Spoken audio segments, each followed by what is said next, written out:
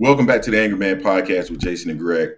So Jay, I guess our series about Shakur Stevenson continues because good Lord, man, he's given us so many things to talk about since his fight, and I want to focus in on one thing here. And honestly, I'm a little disappointed in this, man. Um, and I I debated whether or not we should talk about this, but let's go ahead and do it. Um, we we know what Shakur Stevenson did. This was a couple of nights ago, I guess, with Mason Cam, right? Coming at Mason Cam recklessly, calling them all kind of what ends and this and B's and all of this other stuff, and talking about street stuff and strapped up and all this other stuff. And to me, that's poor, right? Because at the end of the day, people are going to judge you, right? It is what it is. And even Mason Cam mentioned that, right? That they're entitled to their opinion. It is what it is. That's the name of their show. Um, and so Shakur came back even last night and continued with some additional words about Mace and Cam and all that other stuff. And I was disappointed when this popped up on my radar earlier this morning, Jay, when I woke up from Terence Crawford. And this is a shame because Terence Crawford is supposed to be the big brother to Shakur Stevenson. And to me, this is poor advice. Terence Crawford says, F him, little bro, at Shakur Stevenson. Let him know how you feel. They're letting you know how they feel. Brother, listen, you've had it's not so much the advice, right? It's you've seen what Shakur Stevenson has said, right? What Shakur Stevenson is currently saying is reckless, right? And as his big brother, you should tell him how reckless that is.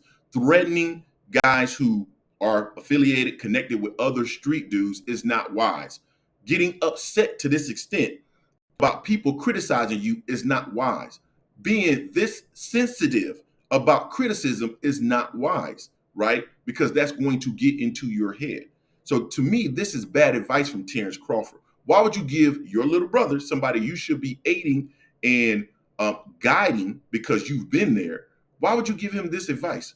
Terence Crawford needs to stop giving poor advice. He needs to be focused on his fight that nobody's talking about. Maybe you need to get on Twitter and talk about that because nobody's talking about your fight right now on August 3rd. That's where your focus should be, brother. Stop giving this man poor advice because at the end of the day, anytime you're a public figure, Jay, and not that you and I are public figures, but we, to some extent, are. We have a channel and we do give our opinions about the sport of boxing. We are fair game for criticism in regards to what we say, right?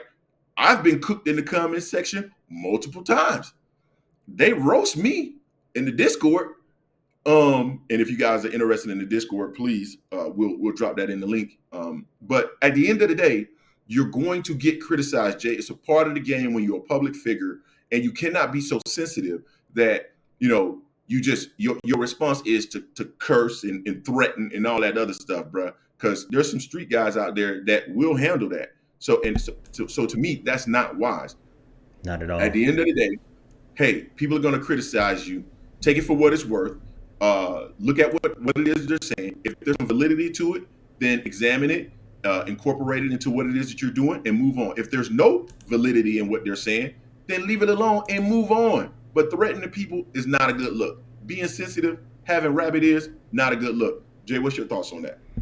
Yeah, no, it's not a good look at all. Being a big bro, and Bud should have done better. Should just put him on the side. I mean, you should put him aside. He's like, hey, you don't even worry about it. He didn't have to tweet it. He could. I mean, you don't put that on on Twitter or X, whatever you want to call it. You call him up, hey, Court, what's going on? Holla at me. Talk to me. You talk to him. You hear his side, like, hey, you ain't gonna win. You ain't gonna win this in the public opinion right now. It just ain't gonna happen. It's too many of them. It's only one of you. If you want to be like Floyd in this sense and say all press is good press, that's cool. But you also gotta do some more stuff in the ring for people to really be like that. Floyd was talking noise. Floyd was a straight up villain on the outside. Inside the ring, you weren't touching him. He was slapping you in the face and just outclassing you every time easily. And it wasn't running what he was doing. Now, to your point about Shakur really calling out Mace and Cam and cats like that, dude, bruh, but you need to pull him back. You need to reel him back in because it's not that serious, honestly. It's not that serious. They have a podcast, and Mace even said it's just their opinion, and they kept it about boxing. They really were talking about boxing. They didn't say anything about you, personally, anything like that, Kerr.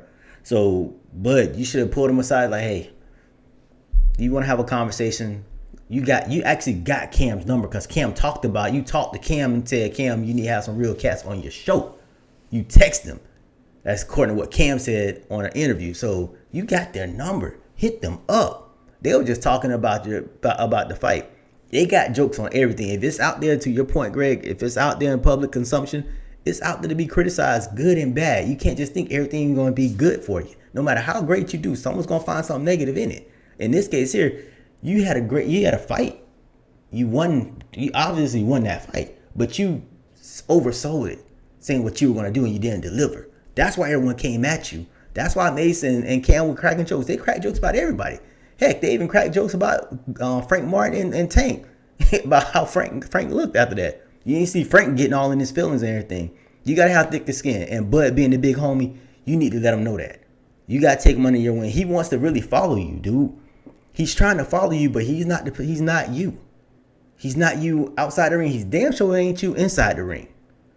So you need to give him that advice. I know he needs to be more like Ward, what Andre Ward was. Ward took a lot of shots on everything, but Ward kept him pushing. And he's retired undefeated, and he's one of the best of his era. Hands down. The stuff that the cats that he beat on his resume, what he did, it's not many people can compare to that. So that's the way he should roll, because that seems like that's how Shakur is more like Ward than Bud. But Bud, you gotta do better, dude, with your homie. You gotta take him under your wing and protect him better. He can speak his opinion, but you gotta be tactful, you gotta be thoughtful, and know who you're talking to. You gotta know your audience. You gotta know your audience. It's not saying that you some weak dude or anything like that. That's not about that. It's just about being smart. And Mace even said, like, dude, I ain't got no problem with you like that, little dude. But if you want to come at them in that way, they got a huge platform.